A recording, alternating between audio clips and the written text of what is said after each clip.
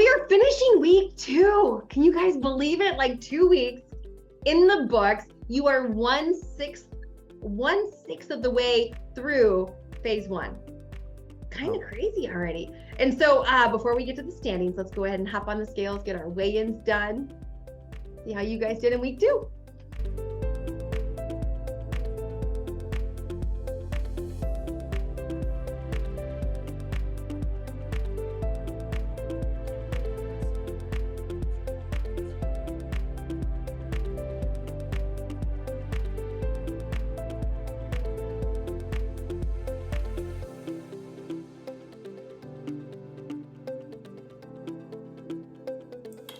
Shelly 234.2. Tammy 272.8. Chandra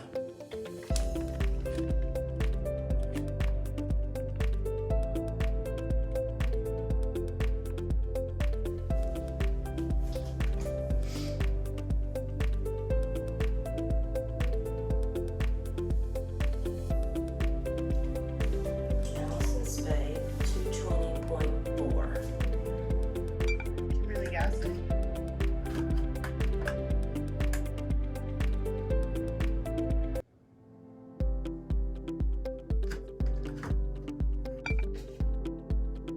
Kimberly Gaston.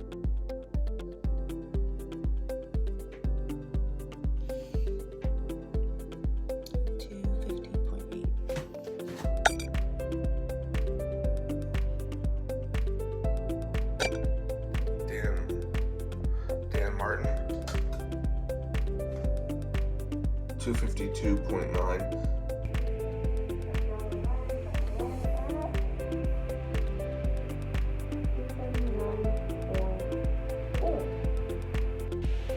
Kia Uribe 309.2. All right, so our standings for week 2, our week 2 standings, 12th place, down 3.3 pounds, 1.51%, Kimberly B.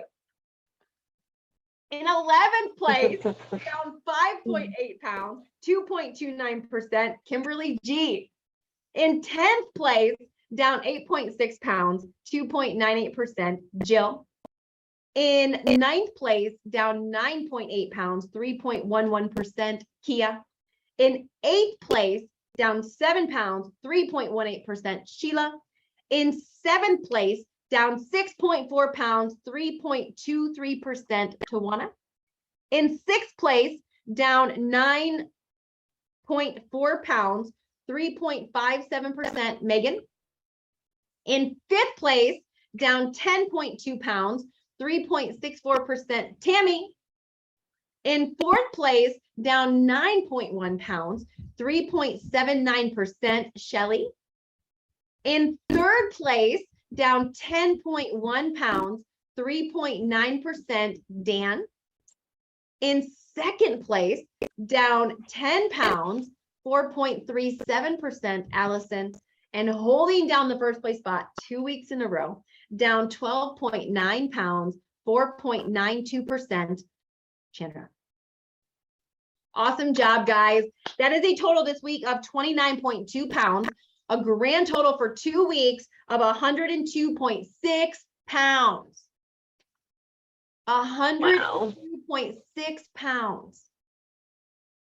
Awesome job. By next week, you're going to have lost a me. Which is crazy. Like, think about that. In 2 weeks, the 12 of you have lost 102 pounds. Like, that is amazing. That is freaking, like, awesome. So tonight, what we're going to talk about is something that I think every human being on the planet has struggled with from time to time. And it's just so often we learn to medicate with food, okay? We learn to emotionally eat.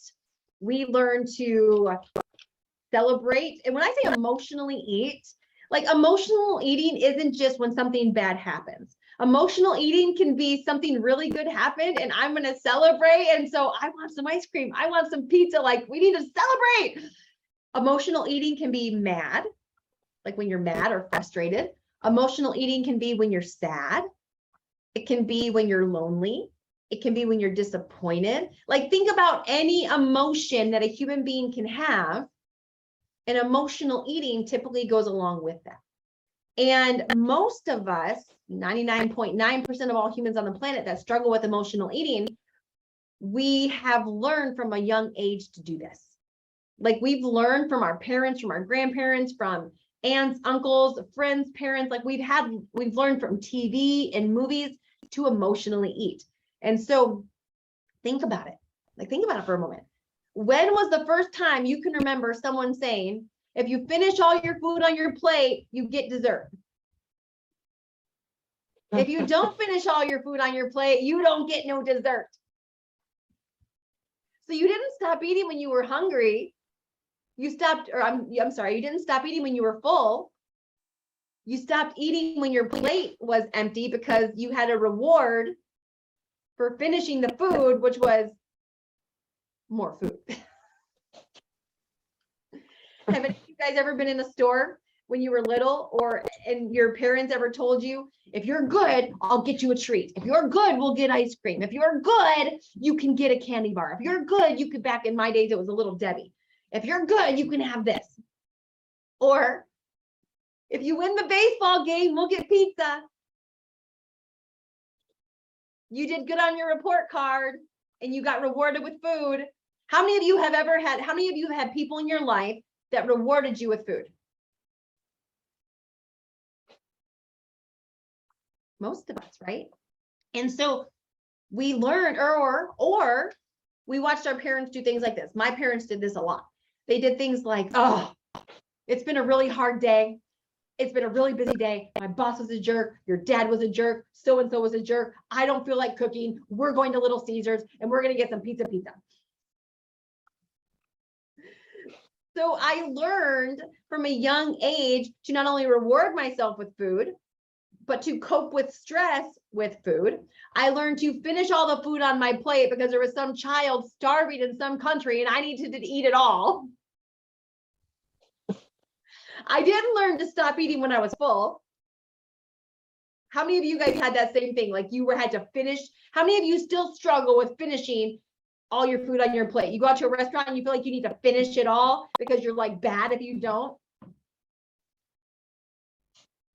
And so often what happens is food becomes a way we cope with all these different emotions. So we watch it, and then we learn how to do it, and then we create a habit through doing it. And a habit is nothing more than, like, a habit is something you do without even thinking about it. Okay, that's what a habit is. And so, but so often when it comes to emotional eating, there are always triggers. There are always, and all of us have different triggers when it comes to emotional eating, but there are always things that are going to trigger us to emotionally eat.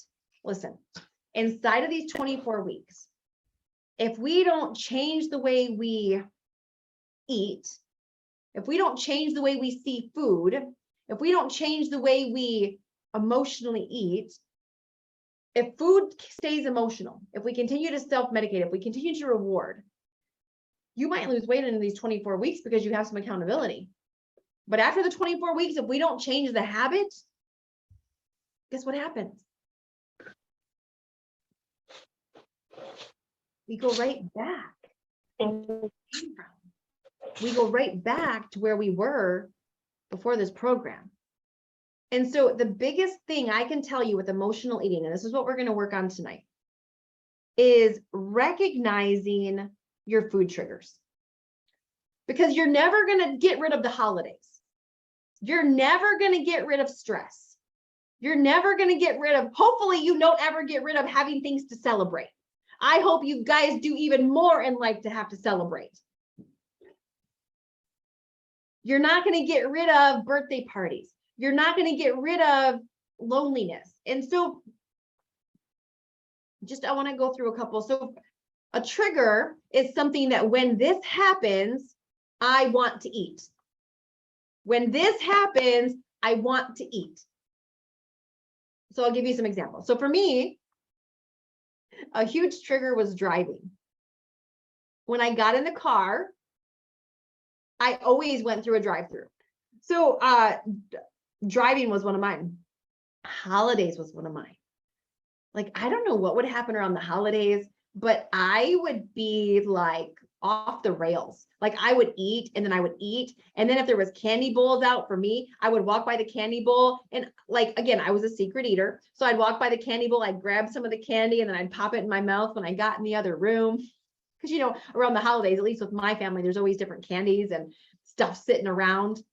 Okay. Traveling was one of my triggers. Whenever we would go on a road trip, like, it was like an excuse to stop at Buc-ee's and this gas station and that gas station. And road trips were literally just all about eating junk food. Like, we would pack junk food and I'd have a little bin of it because I'm kind of an organized person, and I would have it all organized and I'd have it sitting there and it'd all be, you know, and we would just eat junk food on road trips. Nighttime for me was a trigger. I could be good all day long, like 8 to 8. My little angel right here, she did good, but 8 to 11, this dude over here, like, it was like another broad inhabited my body. I named her Barbara, and it was like Barbara would come take over me, and she would be like, she would take me and want me to eat all this kinds of crazy stuff. And I finally had to get that broad on the leash. But nighttime was a huge trigger. Stress was a huge trigger. And so if you start looking at when you get the urge to eat, and here's the beauty of this. Some of you have never thought about it like this before, and you've never actually paid attention to when you have the urge to just go eat. Because most of you aren't fluffy because you want to eat all the time. But we have certain things that trigger us to want to eat. And then since we've allowed those things to trigger us, now we've formed habits around it. And so the beauty of us talking about this is after tonight, because after tonight, you're going to start looking for these triggers, and you're going to start looking for the areas that, okay, when am I triggered to eat? Is it nighttime? Is it stress? Is it happiness? Is it traveling? Is it feeling unprepared? Is it when I feel like I'm not good enough? Is it when I fail? Like, where is it? So for some of you, it's going to feel like, or when someone gets mad at you, when you feel like you've disappointed somebody or you let somebody down, or when you get in a fight with your spouse, or you're having financial issues, you're going to find different things that trigger you. But here's the thing, most of the time people think that they're just going to avoid the trigger. You're not going to avoid the trigger. Like, you're not going to go through life without emotions. You're not going to go through life without all these triggers. You're not going to go through life without driving, without ever being alone, without disappointing anybody, without having stress, without having good things to celebrate.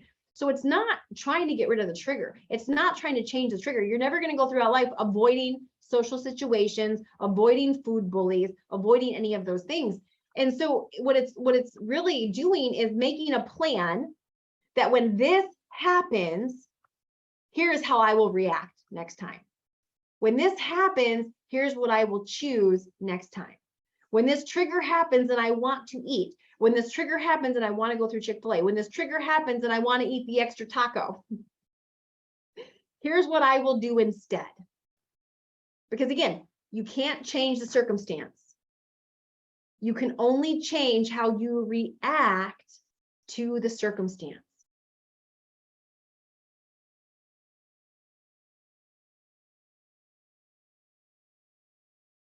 And so my question for you this week is, give me what you would say your biggest trigger is. What is your biggest trigger that, like, gets you to eat, gets you to emotionally eat, that tempts you to eat? What is your biggest trigger? And what is one thing that you can think of that you're going to do the next time it happens? So what I noticed first was that I was traveling, and I said last week how I realized that I had trained even my kids to snack the whole time we're driving. So totally relate to that. So I was asking for containers and just like timing my food. And that was kind of giving me that, like, hey, in a couple hours, you can eat those cucumbers or you can have those carrots or whatever. But nighttime is my biggest trigger.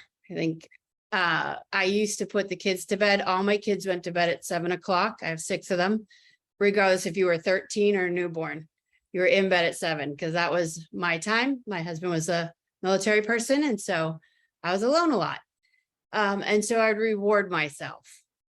And so I learned to go to bed, literally, like sit in my bed and read, or go away and shut my door and be like, you're not leaving this room unless a kid needs you, but you're not going back to the kitchen. So now, knowing that's a trigger, that, you know, I'll do that. Stress is another huge one. So if it's been a really stressed out day and it's nighttime, that's when it's really, really hard. And you go, okay, I'm just going to go lock myself in my room because my kids are older now. I think my triggers is late afternoon at work, 2 to 4 p.m. and then at night from like 8 to 10 p.m. I guess it's probably days winding down. I'm bored at work. I'm bored at home. So I just go get, you know, some chips or some popcorn, ice cream. Ice cream's my downfall. Those, you know, the little Nutty Buddies, whatever. So, you know, at work, if I get hungry now, I don't really get hungry with all these containers now, but I get up, I'll walk around, go fill up my water bottle, go talk to people. And at home, I just, you know, just start piddling around, cleaning stuff. And then my other big trigger is like going to the grocery store or going into places and smelling and visually seeing, because our grocery store, as soon as you walk in, you guess where you walk into? The bakery, the donuts, the cakes, all the good stuff. So for me to stop that, I have been having groceries delivered. I don't know if it's a cop out, but you know, for me, it's twofold because I don't see the stuff, and then we're saving money having groceries delivered because we're not impulse buying anymore. As you were sitting here talking about triggers, I never really thought about it. And as you was talking about it, some was coming to mind. I think, and there were several, being bored is one for me. And that includes like driving long distance. I get bored, I'm just sitting there, just driving. So I eat. When I get stressed, I eat. But I think the biggest one for me is that I had a love relationship with food. I have. Well, I don't have anymore. And I love to eat. And so there were certain things that I really liked, maybe like skins or certain potato chips or certain type of meat that I would cook, and I would sit down and I would have like a regular sized plate. First of all, when it comes to food, I'm a meat eater. Love, love, love meat. And so when there were certain meats that I would cook that I really liked, I wouldn't be hungry anymore. And now I'm just being greedy. The meat is there and I want to go back and have another piece of meat. And later on, I go do something else and that meat is still sitting there, and I come back and, you know, I take another piece of the meat. And it was just that I love food, and meat is my biggest thing. And so when there were certain things there, like meat again, I would just keep eating, and I'm not hungry. It's just there, and that I liked it. So what I do now is I tell myself, because I am still going through this, telling my brain what to do, and it not tell me what to do. And I like you now. I don't love you anymore. I don't love food anymore. I like it. And so it's about portion control for me. And so it's like, okay, I can have this one piece of meat. That's enough. There's tomorrow. And so for me, that's just kind of how I'm building this relationship to conquer this trigger thing, is to say, I don't love you anymore. I like you. And there's always tomorrow. I can have more tomorrow. I don't have to eat it all up just because I like you now and not have some tomorrow. So I had just started thinking about triggers when I was watching the season 5. because one of the episodes you talk about triggers. And so I have a list here, but two of my biggest triggers are, the first one is holidays.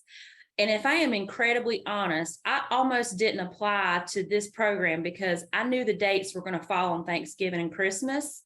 And I just felt like that was devastating. And I just was so depressed just thinking about that, which is terrible, but it's the truth. Because I just can't imagine Christmas being happy without food and chocolate. And I love chocolate. And we have this whole candy making day with the girls, my mom and my sister and her niece, which is just passing it on to another generation. But my mom and sister, are real supportive of me with this journey. And they're like, Allison, we can have another tradition. Like, it doesn't have to be candy making day, but like, I'm really struggling with not being sad over that because I just love the chocolate when it's melted and hot. But anyway, my second one is, this is going to sound strange, but my second one, I think, is sodas. Like Diet Mountain Dew, I think has like something illegal in it because I am like, that's my cigarette. I love Diet Mountain Dew and it makes me want to eat with it. Like there's certain foods I want to eat with a Diet Mountain Dew. And so like, I'm happiest when I have a Diet Mountain Dew and something chocolate or like Cheez-Its or something.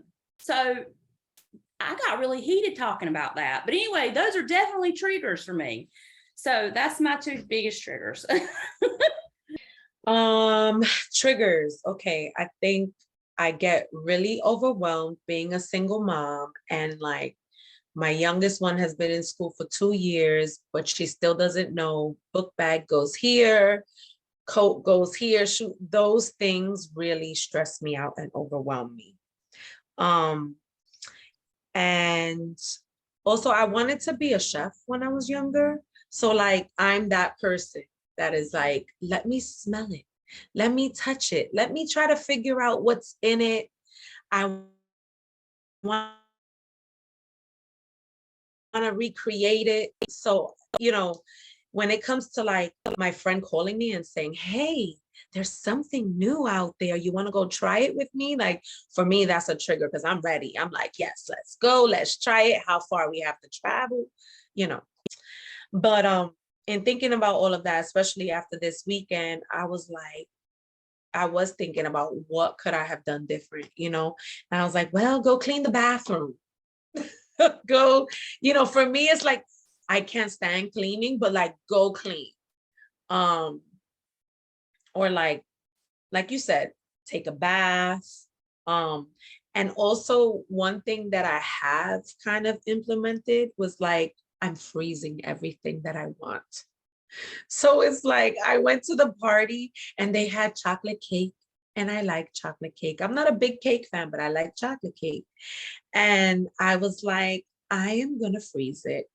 I put it in some aluminum foil and it's in my freezer. My freezer is probably going to be like packed to the brim, and I'm probably going to have to throw out everything, but like, it's there waiting for me.